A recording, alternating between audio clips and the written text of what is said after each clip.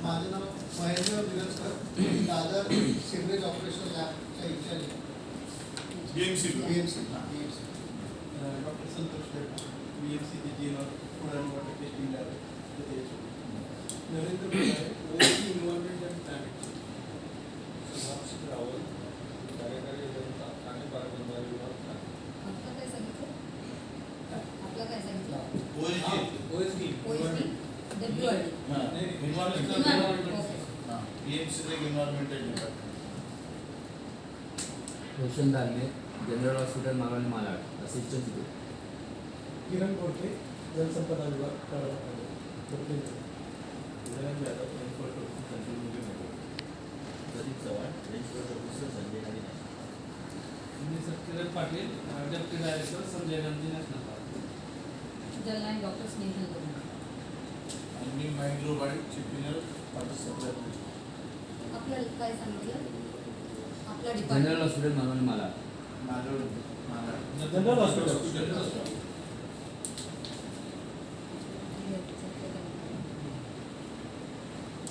सगळ्यांनी कालच गेले.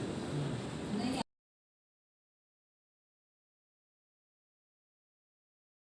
त्यांची निवड केलेली आहे शासन निर्णयानुसार. मेनली ह्याच्या अभियानाचे उद्दिष्ट मी सांगतो. नदी संवाद अभियानाचे आयोजन करणे, जनसामान्यांना नदी साक्षर करण्याकरता उपाययोजना आखणे, अमृत वाहिनी बनवण्याकरिता मसुदा तयार करणे, नदीचे स्वास्थ्य आणि मानवी आरोग्य याबाबत प्रचार प्रसार त्याचे एक आराखडा तयार करणे. दुसरं आहे नदीचा तट प्रवाह बायोडायव्हर्सिटी कॉन्झर्वेशनसाठी प्लॅनिंग करणे, नदी खोऱ्याचे नकाशे, नदीची पूररेषा, पाणलोट क्षेत्राचे नकाशे याची माहिती संकलित करायची आणि पावसाचे पाणी योग्य ठिकाणी अडवून भूजल स्तर उंचावणे, नदीतलं किंवा नदी पात्रामध्ये जे अतिक्रमण वगैरे आहे ते थांबवण्यासाठी उपाययोजना सुचवणे. अशा प्रकारे हे चला जाणूया नदीला या अभियानाचा मेन उद्देश आहे. त्याच्यामध्ये 23-24 वेगवेगळ्या डिपार्टमेंटचे सदस्य आहेत. त्याच्यामध्ये जिल्ह्याच्या मुख्यालय असलेली युनिव्हर्सिटी, महानगरपालिका, महसूल विभाग, जिल्हा ग्रामीण विकास यंत्रणा, कृषी विभाग असेल तर कृषी विभाग, जलसंधारण विभाग, भूजल सर्वेक्षण, आरोग्य उपसंचालक, जिल्हा आरोग्य अधिकारी असे सगळ्या एजन्सीचे सदस्य आहेत. त्याच्यामध्ये त्या समितीचा कार्यकाळ 31 मार्च पर्यंत आहे. म्हणजे अगोदर 1 वर्षासाठी होता, तो वाढवून 31 मार्च 2026 पर्यंत आहे. समितीची कार्यकक्षा काय आहे? चला जाणूया नदीला ही नदी यात्रा आशयपूर्ण प्रभावाने लोकसहभागाची चळवळ होण्यासाठी शासनाच्या सर्व विभागाकडून आवश्यक ते सहकार्य वेळेवर करण्यासाठी संनियंत्रण करणे, जिल्हा स्तरावरील यात्रेचे स्थानिक परिस्थितीनुसार नियोजन करण्याचे अधिकार. आता यात्रेचं तर पहिल्या फेज मध्ये झालेलं आहे. आता आपण ते नदीचं पॉल्युशन किंवा त्या संदर्भात मॅडम त्या ठिकाणी व्हिजिट करून त्याचा एक अहवाल सादर करायचा आहे पूर्ण होण्याच्या अगोदर. सर्व झाले का नदीचा? मॅडमचं रेग्युलर त्या यंत्रणाचे संपर्क साधून मॅडम व्हिजिट करते. ते मी पण 2 महिन्यापूर्वी जॉईन झालो. आमच्या डिपार्टमेंटकडनं पण अगोदर काही कोऑर्डिनेशन नव्हतं झालं.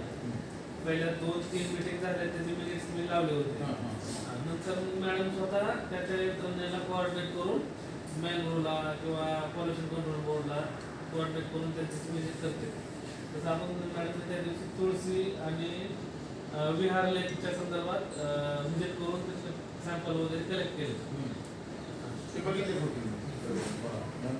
तर आपण असं करून आता काय केलं, आपण एक व्हॉट्सअप ग्रुप बनवला. कारण हा जो BMCला 20 जानेवारी 2023 पासून BMCला चेअरमॅनशिप केलं गेलं. कारण BMC रिजनमध्ये जे 5 नदीचा जो उल्लेख आहे याचा ते BMCच्या ज्युरिडिक्शनचा खाली आहे. त्यामुळे चीफ सेक्रेटरीनं सांगून जेव्हा पहिली चीफ सेक्रेटरीचा मीटिंग झालेला त्याच्यात मी मांडली होती की BMC रिजनमध्ये जेवढे नदी आहे त्याच्यासाठी काही जो आपला BMCचं म्हणजे corporation region, municipal corporation major याचे कमिशनरच याचे चेअरमॅन असायला पाहिजे. त्यामुळे तेव्हा नागपूर, नाशिक, पुणे आणि मुंबई असं करून काही म्युन्सिपल कॉर्पोरेशन, ठाणा असं 5 कॉर्पोरेशनचे कमिशनर्सना चेअरमॅन केलं म्हणून ते 20 जानेवारी 2023च्या GR निघाला.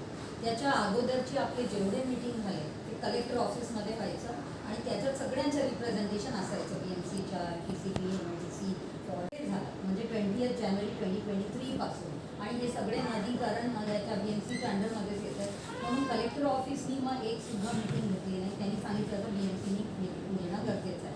तर आधी आम्ही चेअर साहेबांना लिहित गेलो याच्या बाबतीत आणि त्यानंतर आता गगरानीजींना आणि सतत आमचा पाठपुरावा अभिजित बांगरजींशी, कारण तेच रिव्हर रिज्युव्हनेशन प्रोजेक्ट्सचे हेड आहेत.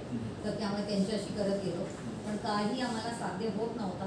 शेवटी आता लास्टली जेव्हा आता परत पाठपुरावा केला तर गगरानीजींनी अभिजित बांगरजींना सांगितलं आणि अल्टिमेटली आपल्यापर्यंत मेल्स वगैरे आलेले आहेत. पण मुख्य उद्देश आपल्याला समजणं खूप गरजेचं आहे. कारण जसं आता किरण पाटीलजींनी सांगितलं की ह्याचा जो डेट आता जो दिलं गेलं आहे, डेट दिलं गेलं आहे ते मार्च 2026 पर्यंत. याचा अर्थ असं नाही की हा मुद्दा संपला म्हणजे सगळं सांगतो. नदी आहे, नदी वाहत राहायला पाहिजे, नदीचं इकॉलॉजिकल रेस्टोरेशन व्हायला पाहिजे. आणि आज जो जगभरात आपण एन्व्हायरमेंटल सिच्युएशन पाहतो त्याला आपण लक्षात घेऊन कसं प्रकारचा प्लॅनिंग आणि एक्झिक्युशन ऑफ प्रोजेक्ट व्हायला पाहिजे त्याच्याकडे आपला पूर्णपणे लक्ष असायला पाहिजे. नाहीतरी आता RRC म्हणून रिव्हर रिज्युव्हनेशन कमिटी म्हणून NGTच्या मार्गदर्शनाखाली आणि जलशक्तीचा ऑलरेडी सगळ्या स्टेट्समध्ये रिव्हर रिज्युव्हनेशन कमिटी फॉर्म केल्या गेल्या. पण अनफॉर्च्युनेटली आपल्या ठाण्याला आणि मुंबईला झालंच नव्हतं. आता परत MPCBला लिहून त्यांच्या चेअरमॅनला भेटून आता जस्ट नोव्हेंबरमध्ये त्यांनी पत्र काढलं फक्त RRCच्या कमिटीचं. RRC कमिटी म्हणजे काय, आता पूर्ण देशभरात असं RRCचे मेंबर सेक्रेटरी आहे आपले MPCBनी काय केलं, महाराष्ट्रामधला फक्त 53 नदींना त्यांनी कुठल्या बेसिसवर आयडेंटिफाय केलं माहीत नाही, पण सर्वच नदी पोल्युटेड आहेत आमच्याप्रमाणे. त्यांनी 53 नदी, पण 53 नदीमधून मुंबईचा त्यांनी फक्त मिठी नदीला याच्यात मेन्शन केलं. आता जर फक्त मिठी नदी पण जर मेन्शन असेल तरीही त्यासाठी सुरुवातपासून म्हणजे 2022 पासून 2018 पासून, कारण ही जी निघाली 2018ला आणि 2019 पासून regularly quarterly reports as per the template given by NGT themselves. Every time quarterly reports are being submitted to center, NGT as well as जलशक्ती. आता हा जो क्वार्टरली रिपोर्ट जातोय त्याच्यात काय जातं आपल्याला माहिती. आता पण त्यांची एक वेबसाईट आहे MPCBनी बनवलेला, पोल्युटेड रिव्हर स्ट्रेचेस असं करून त्यांनी एक वेबसाईट पण बनवली आहे. त्याच्यावर जर आपण गेलो आपल्याला त्याच्यात सर्व अपडेट्स दिसतात की काय कुठे काय झालं. पण त्याच्यातच आपल्याला वॉटरचा जो मायक्रोब आहे त्यांच्या हार्मनी, त्यांच्या सिम्फनीमध्ये जी सेल्फ रेग्युलेटरी मेकॅनिझम होते दॅट इज टोटली लॉस्ट. आणि त्यामुळे आज आपले सगळे नदी नालामध्ये कन्वर्ट झाले. दुर्दैव तर असं पण आहे की आपलेच इकडचे शाळा, कॉलेज, टीचर्स, इन्स्टिट्यूशन्स कोणालाही माहीत नाही आहे नदी कुठली, आपली नदी कुठे. सगळ्यांना नालाच माहीत आहे. आणि जास्तीत जास्त विचारलं तर सगळे म्हणतात मिठी नदी. एक मिठी नदीशिवाय कोणाला काही माहीत नाही आहे, कारण रोज त्याचे स्कॅन्डल्स आणि स्कॅम्स वगैरे सगळं पेपरमध्ये वाचतात, त्यामुळे त्यांना माहिती आहे मिठी नदी. अदरवाईज पोईसर, दहिसर, कोशिवरा, वालभट असे बरेच आहे. तर आम्ही म्हणजे मला जेवढा माझ्या लक्षात होता तेवढा मी GRवर आणलं की तेवढा तरी नदी we have to create our own water footprints. आणि त्यामुळे असा प्रकारचं एक केलं. तर आता आपल्याकडे 5 नदी आपल्या चला जाणं या नदीच्या याच्यावर मेन्शन आहे. आणि हा 2022 पासून आमचं पूर्णपणे एक पॅशनेटली आम्ही पूर्ण सिरियसली ह्यावर काम करत असताना आम्ही सर्व डिपार्टमेंटशी संपर्क करून जेवढा आम्हाला जमलं तेवढा आम्ही करायचा प्रयत्न केला. आणि ऑलरेडी 100-200 पानाचा मी ऑलरेडी एक रिपोर्ट बनवली आणि I wanted to give a presentation of few pages इथे, पण आता प्रेझेंटेशनचं सोयीसुविधा मला दिसत नाही आहे. आपल्या मीटिंग होतं आतापर्यंत जर काही झालं तर I can show that also. आपल्याकडे कोणाला बनवता येईल का आपल्या ऑफिसमध्ये जरा खाली जाऊन बघा ना, प्रेझेंटेशन लावता येईल तर. आमचा हॉल नाही आहे, सेकंड फ्लोर हॉल आपल्याकडे कारण थोडंसं ते दाखवणं गरजेचं आहे, आशिषचं कारण बोलू. तो सिच्युएशन झालेला आहे आज आपल्या नदींचं हे बघणं खूप गरजेचं आहे. कारण जेव्हापर्यंत आपण फिजिकली व्हिजिट करत नाही त्या ठिकाणी किंवा आपल्या डोळ्यातनं बघणार नाही की आपले नदी कसे दिसत आहेत, तेव्हापर्यंत कदाचित मी तुम्हाला पण सेन्सिटाईज करू शकणार नाही की मला काय बोलायचं आहे आणि आपल्याला काय करायचं आहे एकत्र. This is not just for Snehal Donde की स्नेहल दोंदेनी असं बघितलं, अशी बोलते तशी बोलते. Criticism, no, it's not a criticism. It's like a respect to the mother. सर्व जे आपले नदी आहे मुंबईमधले, आपल्याला माहिती आहे आपण जेव्हा आपला पाणी पुरवठा जे होतोय ते आपण गाव भागातले, म्हणजे गाव भागातले माणसांमध्ये एवढी सेन्सिटिव्हिटी आहे, त्यांनी तिकडे नदी साफ ठेवली म्हणून आपल्याला पाणी इथे मिळते. वैतरणा, तानसा, हातसा, अपर, लोअर, मिडल सगळं करणं आपल्याला तिकडचं पाणी मिळतं. जिथे की आपल्याकडे 5 मोठे नदी आहे, मिठी एवढी मोठी नदी आहे, या नदीच्या आजपर्यंत आपण विचारच केला नाही की रिवाईव्ह करून आपण कसं ते यूज करायला पाहिजे. कारण आज तर टेक्नॉलॉजिकल ॲडव्हान्समेंट खूप झालेलं आहे. आपल्याकडे IIT, IIM सगळं आहे, त्यांच्याकडे सर्व एवढे वर्षानुवर्ष मुलं येत जातात, त्यांच्याकडे पण आपल्याला त्यांच्या मदतीने काय व्हायला पाहिजे. पण आज मी एवढा IIT मुंबईवर पण कटाक्ष करायला लागली, कारण जर आपण बघितलं आपल्या मिठीचा उगम विहार आणि पवई, त्या पवई लेकलाच अर्धापेक्षा जास्त त्यांनीच पोल्यूट करून ठेवलाय IIT बॉम्बेने. IIT बॉम्बेच्या स्वतःच्या STP असताना सुद्धा it is totally non functional. त्यांनी स्वतःच्या STP बांधलं नाहीये, LNTनी बांधून दिलेलं आहे, जेव्हा की त्यांचं स्वतःच्या असायला हवं. त्यांनी तिकडे भरपूर झाडं वगैरे कापून, कारण तुम्ही जर सॅटेलाइट इमेज पण बघितलं या 10 वर्षाचा किती झाडं होते, सगळं कापून ते सगळं त्या याच्यातच घातलं आहे. डेब्रिज सर्व डम्पिंग पवई लेकमध्ये केलं आहे. तर ह्या सगळ्या त्यांच्याकडनं एक्सप्लॉयटेशन, एक्स्ट्रॅक्शन आणि पोल्युशन पूर्णपणे पवई इन्स्टिट्यूट करणार आहे. मला हे पण समजलं नाही, त्यांच्याकडे 2 मोठे हे आहेत कॅटल शेड्स, 400 बफेलोज आहेत त्याच्यात, काउज अँड बफेलोज, त्याच्या पण पूर्ण घाण त्या पवई लेकमध्ये जातं. तर ही जी डेब्रिज डम्पिंग होते त्याच्यामुळे पूर्ण जे सिल्टेशन झालेलं आहे, पोल्युशन झालेलं आहे. परत त्यांनी त्याच्यातनं एक वॉकिंग ट्रॅक बनवलेला आहे, बोट क्लबसाठी बनवलेला आहे. दीज आर ऑल एक्सप्लॉयटेशन आणि एन्क्रोचमेंट ऑफ द लेक. आणि असं करून जे सगळं गोष्टी चाललेलं आहे.